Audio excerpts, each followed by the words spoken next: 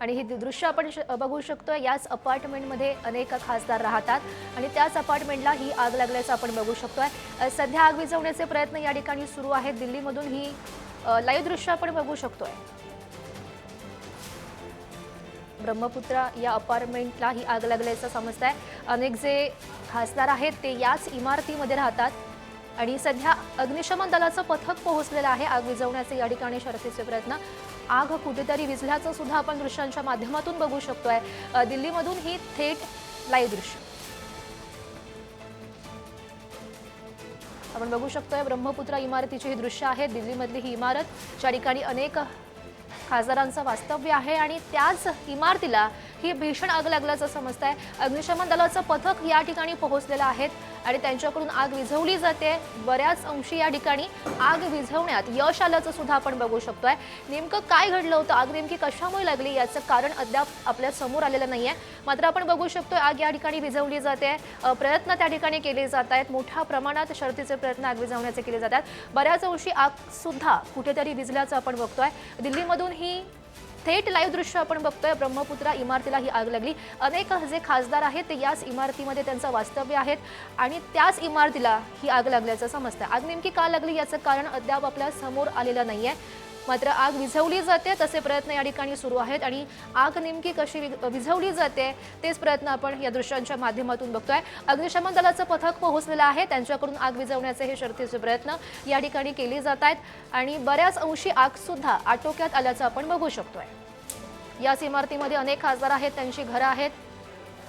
नेमकी कोणकोणते खासदार या इमारतीमध्ये राहतात हे बघणं सुद्धा महत्त्वाचं असेल। ही दोन दृश्य सध्या आपण बघू शकतोय आणि याच संदर्भात अधिकची माहिती जाणून घेऊयात। आमचे प्रतिनिधी शिवाजी काळे सध्या आपल्यासोबत आहेत। शिवाजी, आपण दृश्यांच्या माध्यमातून बघतोय ब्रह्मपुत्रा इमारतीला ही लागलेली आग नेमकी का लागली याचं कारण?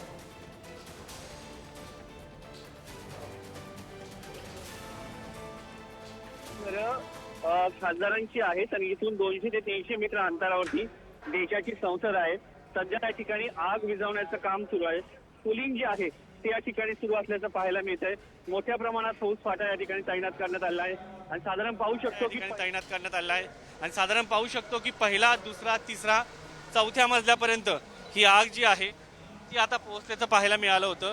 आणि साधारण जर आपण पाहिलं तर या ठिकाणी दिल्लीमध्ये मोठ्या प्रमाणात जी खासदारांची घरं आहेत ती असल्याचं पाहायला मिळतंय।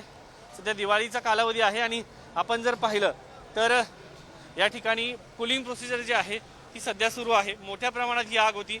आगीचे लोळ या ठिकाणी पाहायला मिळाले होते आणि इथे जे आहे आता कुलिंग प्रोसिजर जी आहे ती सुरू आहे। मात्र दिल्लीतील खरं तर 2-3 मुद्दे या निमित्ताने उपस्थित होतात।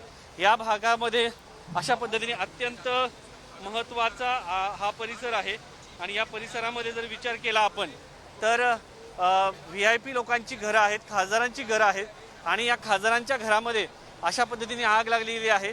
दुसरा मुद्दा यामध्ये आहे की या ठिकाणी अग्निशमन दलाचं ऑडिट झालं की होतं की नाही हा सगळ्यात मोठा प्रश्न आहे। दुसरा मुद्दा या सगळ्यामध्ये एक आहे की एवढ्या VIP एरियामध्ये अशा पद्धतीने आग लागते आणि तिसऱ्या ते चौथ्या मजल्यापर्यंत पोहोचते। त्यामुळं या भागामध्ये आगीचा जो प्रश्न आहे तो या ठिकाणी या निमित्ताने उपस्थित झाल्याचं आपल्याला पाहायला मिळतंय। तर एकंदरीत जर पाहिलं तर या आगीमुळं मोठं नुकसान या ठिकाणी झाल्याचं पाहायला मिळतंय।